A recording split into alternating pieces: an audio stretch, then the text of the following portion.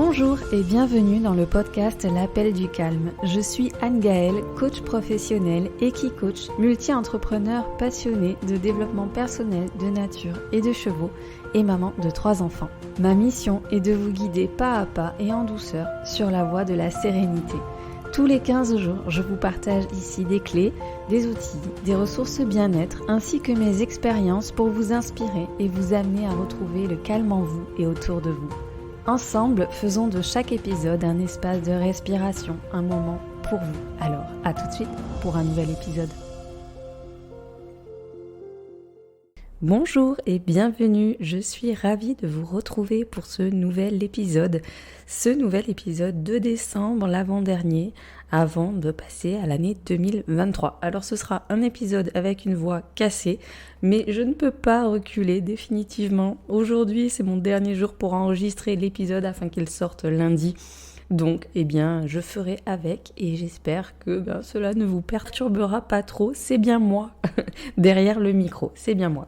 Alors, je suis déjà très reconnaissante de voir que vous êtes de plus en plus nombreux à écouter le podcast, que le podcast se diffuse de plus en plus loin. Donc, c'était une belle surprise la semaine dernière quand j'ai regardé les statistiques du podcast et que le podcast s'est diffusé par-delà la France, par-delà les dom-toms, par-delà les pays francophones, certainement à des personnes, vous, auditeurs, auditrices, qui êtes expatriés aussi, ou peut-être que vous parlez la langue. En tout cas, je peux pas citer tous les pays qui sont apparus dans la liste des statistiques, mais pour en citer quelques-uns, notamment dans les premières écoutes, il y a la France, le Maroc, le Canada, l'Algérie, l'Espagne, le Royaume-Uni, la Turquie, Singapour, Israël, et puis si je vais en 3e page, la Russie, l'île de la Réunion que j'affectionne particulièrement, et la Tunisie, la Suisse, et après, voilà, il y a encore 3 autres pages. En tout cas, merci, un grand merci, parce que quelque part, vous me faites voyager. En même temps, c'est mon cadeau de Noël. Voilà, merci beaucoup. Et justement, en parlant de Noël, c'est le sujet de l'épisode d'aujourd'hui, décembre. Et oui, il y a les fêtes de fin d'année qui approchent. Et je sais pas si vous êtes adepte, comme moi, des films de Noël. Et cette année, je ne sais pas pourquoi, je crois que j'ai fait mon overdose de films de Noël. En fait, chaque année, j'adore me plonger dans ces séries télévisées très, très, très légères, avouons-le, parce que il y a cette espèce d'esprit de Noël parfait, en fait, qui en ressort. Tout est beau, tout est illuminé à l'excès, tout est décoré à l'excès. Je sais pas si vous avez remarqué, mais dans presque tous les épisodes, il y a des décors avec des sucres d'orge géants dans les rues ou dans les maisons. Les maisons sont absolument décorées de façon féerique. Il y a toujours de la neige, c'est magnifique. Mais cette année, j'ai trouvé que tout ça, c'était vraiment excessif. Et j'en ai fait un peu une overdose. Et puis, j'ai pas accroché avec les histoires qui sont toujours les mêmes. Bref, ça m'a questionné quand même sur mon rapport à Noël qui a évolué ces dernières années. Et j'aimerais savoir si vous, peut-être, vous faites partie des 35% des Français qui redoutent les fêtes de fin d'année.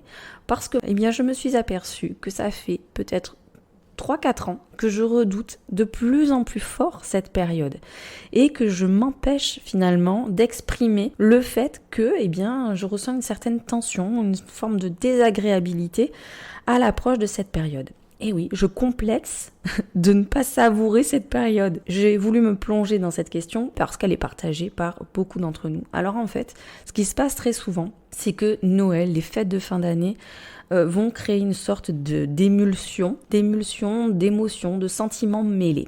Et ces sentiments mêlés sont parfois contradictoires entre eux et on ne sait plus très bien où se situer par rapport à ce que l'on ressent. On peut ressentir de la joie, de l'émerveillement, du stress, de l'excitation, de l'impatience, de la tristesse. Tous ces sentiments vont être passés en revue et puis parfois dans une seule et même journée ou dans une seule et même soirée, on peut ressentir différentes émotions et on peut du coup éprouver une certaine culpabilité. Pourquoi est-ce que je me sens triste à Noël ? Pourquoi je me sens à ce point stressée ? Pourquoi c'est synonyme de pression pour moi alors que tout devrait être beau, magique ? Ça devrait être uniquement de la joie, de l'émerveillement, etc. Alors on va explorer ensemble quelques points qui pourraient expliquer ce pourquoi on se sent ainsi à l'approche des fêtes de fin d'année. Alors déjà on est au bout du Rolls, on vient de passer une année et on va tirer un petit peu déjà inconsciemment le bilan de notre année. Donc on a ça en arrière-plan. Comment s'est passée notre année?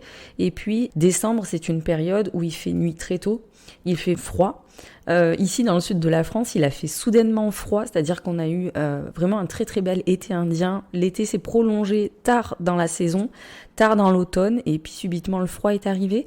Alors, les organismes ont du mal à s'adapter, on tombe malade, on est fatigué, et puis c'est un nouveau rythme pour notre horloge biologique, et parfois cette adaptation, déjà, elle demande beaucoup d'énergie.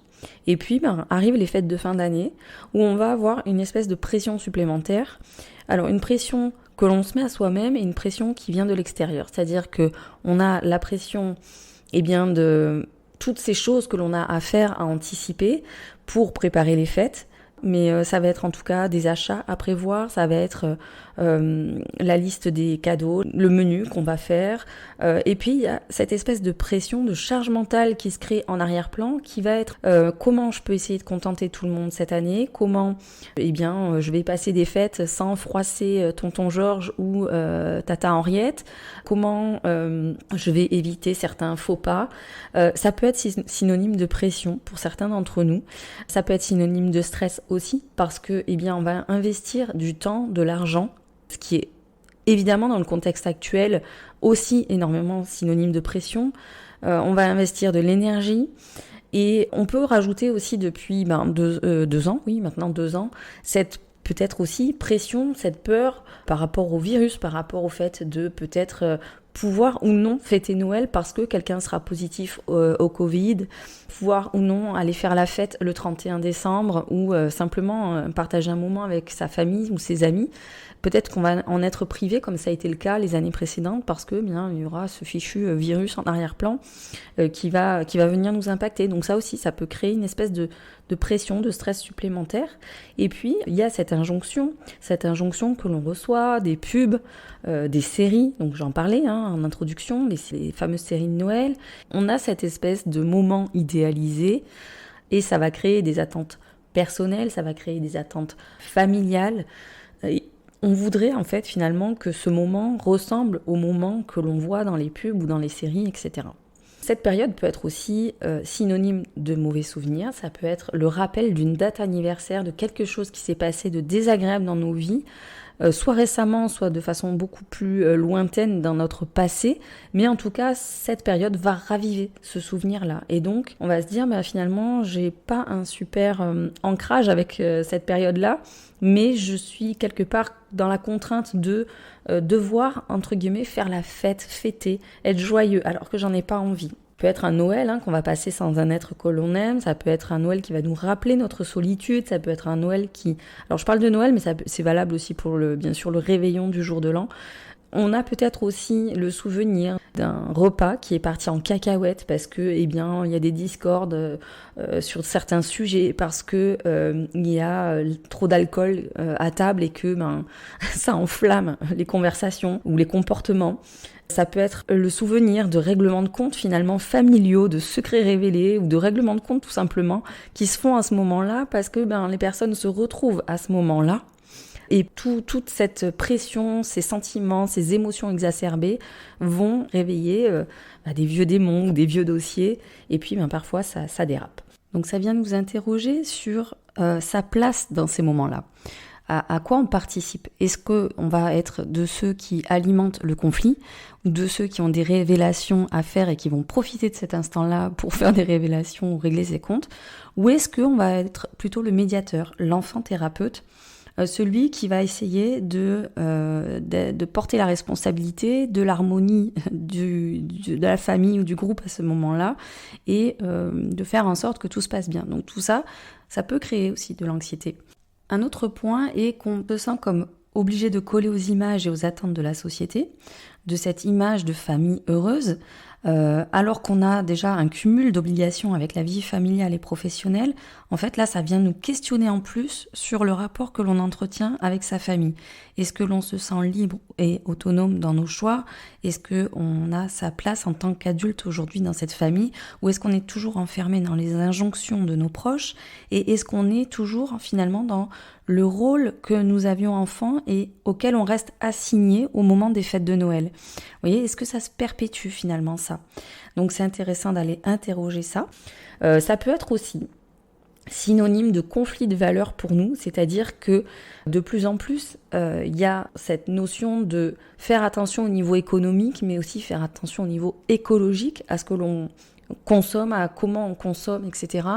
Et ça vient mettre une pression supplémentaire, c'est-à-dire que on voudrait pouvoir être dans ces fêtes tout en respectant nos valeurs, mais parfois c'est compliqué. En fait, tout vient réveiller ce conflit de valeurs que l'on a, puisque du coup c'est une période d'hyperconsommation. Et ce que j'observe depuis quelques années, c'est que par mon expérience et en discutant autour de moi avec des personnes proches, c'est que toute cette pression fait que on a envie de se distancier un petit peu de ces événements-là de fin d'année. Et en fin de compte, si vous vous reconnaissez dans ce que j'ai évoqué précédemment, ce sentiment de pression, de stress, des mauvais souvenirs, des conflits de valeurs, je vous invite à vous poser ces questions qui sont les mêmes que celles que je me suis posées et à vous introspecter un petit peu sur ça. Finalement, j'ai pris quelques instants pour me poser et me dire mais comment je vis cette période depuis quelques années, qu'est-ce qui se passe à l'intérieur de moi, qu'est-ce que je ressens et surtout qu'est-ce qui est important pour moi à cette période. Je m'aperçois dans mes réponses, dans mon introspection, ce que j'ai remarqué, c'est qu'au final, j'étais vraiment dans les injonctions. En tout cas, ces messages contraignants qui dictent nos comportements, qui sont des messages qui sont à l'origine source de notre motivation, qui motivent nos actes, qui motivent nos choix, nos décisions, qui sont moteurs, qui nous donnent de l'énergie pour agir. Mais quand ces messages deviennent omniprésents, trop présents, et qui sont calqués finalement sur des attentes exagérées, démesurées, ça devient des messages contraignants qui génèrent beaucoup de stress. Et moi, j'étais vraiment rentrée dans l'excès vis-à-vis des injonctions que je me mettais à moi-même. C'est de notre responsabilité aussi, si on sent une pression qui vient de l'extérieur, des attentes extérieures, familiales ou autres, de dire stop, de dire pour moi c'est trop et c'est pas comme ça que je vois les choses. Et c'est pas comme ça que j'ai envie de vivre les fêtes de fin d'année, par exemple. Et de partager déjà ce qu'on ressent et notre façon en fait de voir les choses et de penser. Et puis de sortir de ces injonctions. Donc en fait, si je prends mon expérience personnelle, c'était l'attente de vivre un espèce de moment parfait, magique, un peu comme quand on est petit. Mes enfants répètent beaucoup en ce moment, c'est la magie de Noël. Et c'est vrai que je crois qu'en fait, même adulte, on a envie de se connecter à cette magie de Noël. Et moi, j'étais vraiment dans des injonctions du type « sois parfaite, fais plaisir ». Et donc, je voulais contenter tout le monde, je voulais que tout le monde soit content et que finalement, chacun puisse vivre un moment à la hauteur de cet enfant qui espère un Noël magique et puis de créer vraiment quelque chose un peu d'inoubliable. Donc c'était moi qui me mettais beaucoup d'attentes par rapport à ça. Et puis le fait plaisir, c'est-à-dire que la volonté de contenter tout le monde, quand on a des grandes familles ou qu'on a des familles recomposées, c'est une organisation qui n'est pas forcément aisée. Ce sentiment de redouter les fêtes, c'est aussi cette espèce de poids de tradition en fait. Si quelque chose se fait d'une certaine manière une année, c'est comme si chaque année il fallait répéter la même chose et faire exactement la même chose. Et si on sort du cadre, si on sort de ce moule ou si on souhaite autre chose, on est assez vite mis dans la position de la personne qui va rompre la tradition. Et du coup, là aussi, c'est compliqué parfois pour certaines d'exprimer que ces besoins à ce moment-là sont différents. Et puis, il y a souvent cette injonction de dire fais un effort. Fais un effort parce que c'est une fois dans l'année. Fais un effort parce que ce qui est important à ce moment-là, c'est de se retrouver. Fais un effort parce que tu ne sais pas l'année prochaine si tu vas pouvoir revoir telle ou telle personne. On ne sait pas de quoi la vie est faite. Je trouve finalement que les personnes qui avancent ces arguments-là font preuve d'une certaine hypocrisie. Parce que si ça compte réellement, si l'amour, la compassion, le partage comptent réellement, en gros, on n'attend pas les fêtes de fin d'année pour se retrouver, on n'attend pas les fêtes de fin d'année pour faire quelque chose ensemble, pour montrer son amour, pour partager son amour, pour partager sa compassion, pour faire preuve de compassion. Donc, je trouve que avancer ces arguments-là en fin d'année, je trouve ça complètement hypocrite et ça ne fait que rajouter de l'injonction et de la culpabilité. Et donc, être enfermé dans cette injonction qui crée des obligations, ça met beaucoup de pression, ça met beaucoup de stress. On s'éloigne de qui on n'est plus cohérent et on est complètement en dehors finalement des valeurs que l'on n'est censé prôner du coup à Noël ou pendant les fêtes de fin d'année. Ça vient nous rappeler simplement peut-être justement de nous interroger sur nos relations. Quelles sont nos relations? Comment sont nos relations? Comment ça se passe? De quoi ça se passe comme ça? Est-ce qu'il y a des choses à changer? Comment on peut changer ces choses? Et comment on peut ne pas attendre les fêtes de fin d'année pour changer les choses? Effectivement, ça peut être le moment opportun de faire un point sur tout ça. Et de se dire, si j'ai envie de me rapprocher d'une personne, ça va peut-être être l'opportunité effectivement de le faire. On va pouvoir s'appuyer peut-être sur cette période-là. Je parlais tout à l'heure du poids de la tradition et on peut dire stop à une tradition ou pas vouloir s'y intégrer, mais on peut aussi revenir en arrière par moment. Il n'y a aucune règle, il n'y a aucune obligation qui nous enferme dans telle ou telle chose. Le cadre qui nous est parfois imposé ne nous correspond pas et on n'est pas forcément obligé de s'enfermer dedans. Et on peut être de ces personnes qui ont une année vont faire d'une certaine façon, une autre année d'une autre façon, et c'est tout à fait ok. J'ai pas évoqué un point tout à l'heure dans la présentation qui me semble aussi très important parce que je parlais de culpabilité.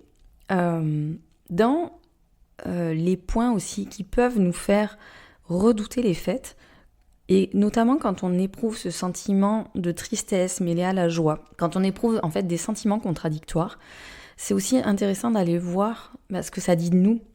Dans ces moments-là, si je m'interroge de mon côté, de ce que je ressens, etc., je comprends finalement avec les années que j'ai aussi porté longtemps la culpabilité de vivre un moment de joie, de vivre un moment d'abondance, clairement. Et alors que pour plein de personnes, c'était pas possible. Et en fait, c'était comme si, quelque part, j'éprouvais beaucoup de tristesse, d'empathie pour ces personnes-là qui, n'avaient pas la possibilité de festoyer, n'avaient pas la possibilité de retrouver les êtres aimés. Et quelque part, c'est un peu comme quand on a un peu ce syndrome du sauveur, on culpabilise beaucoup de son propre bonheur. En fait, on a du mal à assumer son propre bonheur. Et dans mon cas, en plus, il y avait le fait d'avoir du mal à assumer l'abondance, que ce soit dans la santé, l'amour, mais aussi financièrement. Donc je ne sais pas si ça peut vous parler aussi. En tout cas, j'ai décidé quand même de déculpabiliser par rapport à ça, parce que déjà, ça ne fait pas avancer le problème. Quand on a ce tempérament-là, en général, de plein d'autres manières, on sait redistribuer notre richesse. Et quand je parle de richesse, je ne parle pas forcément d'argent. Je parle vraiment de notre richesse intérieure, que ce soit de notre personne, de notre tempérament, de notre amour, de notre attention, de notre écoute. Et puis, finalement, je me suis dit, mais quelles sont les solutions? Tout simplement, juste lâcher l'attente déjà de vivre un Noël magique. Clairement, quand on est dans l'acceptation qu'il y aura certaines années qui seront plus pourries que d'autres, en d'autres termes, que certaines fêtes de fin d'année seront plus pourries que d'autres, eh bien, déjà, ça enlève un poids. Ça soulage.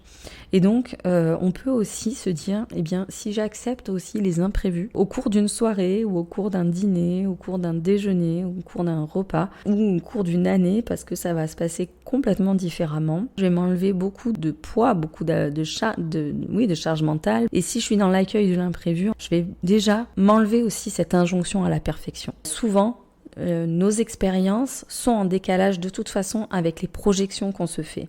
Donc pour éviter la déception, pour éviter ces sentiments mêlés, contradictoires dont je parlais tout à l'heure, ce mélange d'excitation, de déception, de stress, d'anxiété, de tristesse, de joie, d'émerveillement, pour éviter cette confusion, déjà si on s'enlève l'idée que ça va coller à nos projections, on se sent beaucoup plus aligné. Ensuite, la seconde clé, je dirais que c'est d'exprimer ce qui est présent, ses émotions, ses besoins, ses envies. Et d'interroger aussi ses proches sur eux, qu'est-ce qu'ils ressentent, quels sont leurs besoins, leurs envies. Parce que personne ne va deviner pour vous ce que vous ressentez, ce dont vous avez envie ou besoin. Et inversement, vous ne pouvez pas être certain ou certaine que la personne en face de vous ou que vos proches, cette année, ont précisément besoin de telle ou telle chose. Et c'est important, je pense, de faire le point aussi en amont de ces fêtes de fin d'année, pour savoir un petit peu de quoi chacun est habité à ce moment-là. Et ça peut être une très belle occasion de pratiquer du coup la communication non violente et de l'appliquer aussi pendant les repas si l'on redoute justement ces repas qui peuvent être synonymes de conversations qu'on préférerait éviter ou de tensions qui peuvent se réveiller ou de conflits qui peuvent émaner justement de certains conflits de valeurs, de de discussions qui émergent dans ces moments-là. Et finalement, pratiquer la communication non violente. Donc, je vous renvoie à l'épisode 10 par rapport à ça. Et aussi à l'épisode 12 sur les accords Toltec. Ça peut vraiment aider à prendre du recul et à être dans le détachement davantage de ce qui va se passer et juste dans l'intention. Finalement, plutôt que d'être dans l'attente, de vivre ce moment parfait, magique, heureux, de retrouver absolument tous ses proches, c'est de se dire, qu'est-ce que j'ai envie de diffuser plutôt ? Qu'est-ce que j'ai envie d'amener ? Parce que si j'attends quelque chose, il va y avoir un décalage, et puis en plus je mets la pression aussi aux autres. Je leur donne une responsabilité, c'est de satisfaire mes attentes. Donc c'est un peu lourd pour tout le monde. Si je suis dans l'intention et que finalement j'ai juste envie de diffuser quelque chose sans jouer, sans forcer. En fait, pour trouver quelle est cette intention, c'est juste de quoi j'ai besoin moi. Si j'ai besoin d'amour, finalement, c'est moi qui vais la première diffuser de l'amour. Et mon attitude, mon intention va se diffuser aux autres. Et je vais recevoir forcément en retour ce sentiment, ce rayonnement d'amour. Si je diffuse de la joie, du plaisir, de la présence et que je suis dans cette tranquillité d'esprit de simplement amener ce que moi j'ai à l'intérieur de moi comme besoin et que finalement je n'attends rien des autres pour combler mon besoin et que j'ai juste envie d'être présent avec ça, ça va vraiment contribuer, vraiment aider à vous aider en fait à vivre les fêtes de fin d'année avec beaucoup plus de sérénité. Enfin, le dernier point, c'est de ralentir. Ralentir le rythme parce que c'est une espèce de course de fin d'année. Comme je l'ai dit en début d'épisode, on peut se sentir déjà clairement épuisé, clairement fatigué avant même d'avoir entamé ce fameux marathon des fêtes. Et du coup, l'idée, ce serait de ralentir et de s'interroger sur comment je peux ralentir pendant les fêtes. Et si je profitais de cette période justement pour ralentir, ça peut être aussi mon intention. Mon intention, ça peut être de ralentir. Et alors là, je vais y dédier carrément un épisode le 26 décembre, il sortira. C'est juste un moment, ralentir, un moment pour être juste dans le moment, en pleine présence, en pleine conscience de ce qui se passe, de ses émotions, de ses sensations.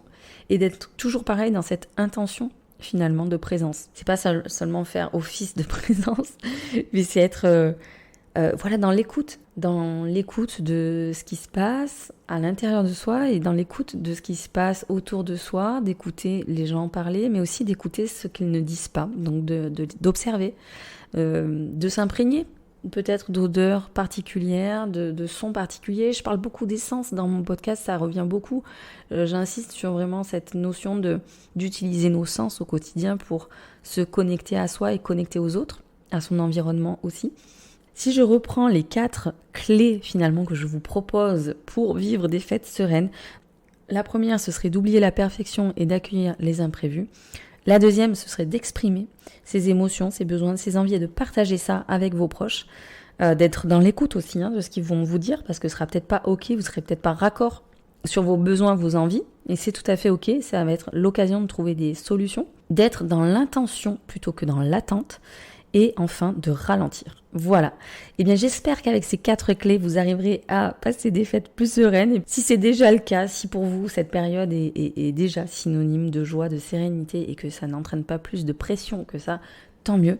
Je vous souhaite, puisque je vous retrouve le 26 décembre, de très très bonnes fêtes de fin d'année, surtout en douceur, dans la présence et dans le plaisir.